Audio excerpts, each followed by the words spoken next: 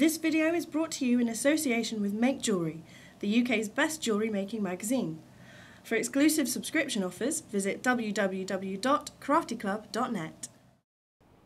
Hi there, I'm Emma Ward and I'm pleased to welcome you to the latest instalment of our jewellery making series brought to you by the Crafts channel. I'm joined today by Corinne Bradd, who's going to be showing us how to make wire cluster rings. So Corinne, how do we get started on this one? Very, very simple, and they're quite elegant little rings. They're it's gorgeous. Costume jewellery. They're just made from about sort of a 0.8mm or 1mm thick coated wire. So I'm going to do one in purple. Okay. If you have any sense, you'll get yourself a bead making mandrel. If you've lent yours and lost it, you get yourself a permanent marker pen, which is about the size of your finger. Okay. You want about 30-40 centimetres of wire. Right. Always go for more wire than you need because you can always trim it off. Wrap it around the end of your pen. So that you've got two complete turns, yeah, and then twist. Okay. Okay. You just need one simple twist, and then what we're going to do is on each end of the ring, each end of the wire, I'm going to thread 3 bicones. These are quite nice. These are like a variegated glass bicone. Yeah. Okay. What's really nice actually, if you use a thinner wire and wrap it around the mandrel several times, you can then put Swarovski crystals on there, and they really do shine. Okay, if you flatten this and then check which way you've bent your wire in the first place so you don't unbend it. Yeah. If you bend that round, whoops, in a curve so that let's take it off the pen actually and then you can actually see more easily. The edges of the bicone sort of join up to make almost a star shape. Yes. Okay. So you've got like a reverse S. Reverse S.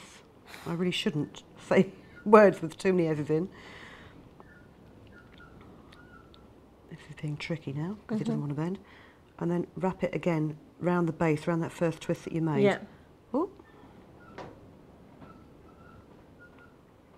I'm going to have to put this back on the pen.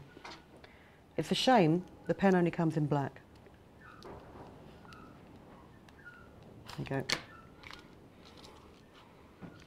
Right, gives you a much firmer base. You would work on a mandrel all the time anyway. Gives you a much firmer base so you can pull that wire really, really tight. Yeah. Twist it round again, around the shank of it. Okay, and then just to make the decorative elements, I don't need that length of wire. I'm going to cut this end off here. Yep. And then using a pair of round nose pliers, we're going to create a spiral like we've done in the past. Yeah. And then go to your flat nose pliers. And this time create a really tight spiral because what you don't want to do is you don't want any ends catching on your clothes or in your hair. There's nothing worse than, you know, trying to disentangle yourself from your jewellery. Okay. That will sit flat against your finger or the back of your hand depending on which way around you wear the ring. Okay. We'll just bend this one in the opposite direction very quickly. And then what you would normally do with a mandrel is once you've formed that ring, is you would make sure that it was perfectly circular. I mean, rings will bend out, especially wire rings will bend out of shape as you wear them because they'll fit, you know, your finger. Your finger isn't perfectly round, so you can't expect the ring to stay perfectly round. Let's just bend this. Do you know what? If you try and do something in a cack-handed manner, it never goes right, does it?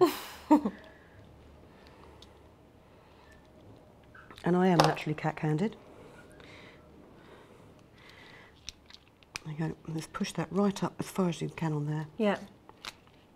Put a lid on that before I get covered in permanent ink. And then you should have the ring. That would be better actually the other way around, so that you've got that larger part sitting flat against the back of your hand. That is beautiful. But as I say, you can do them with crystals. Yeah. There's 2 lots of crystals on there. You could bunch up even more, to be honest with you, in the same manner. But they look really effective, don't they? They are fantastic. Thank you very much for that, Corinne. Well, that's all the time we've got for today, but make sure you join us next time for the latest instalment of our jewellery making series brought to you by the Crafts channel. Thanks, and I'll see you next time.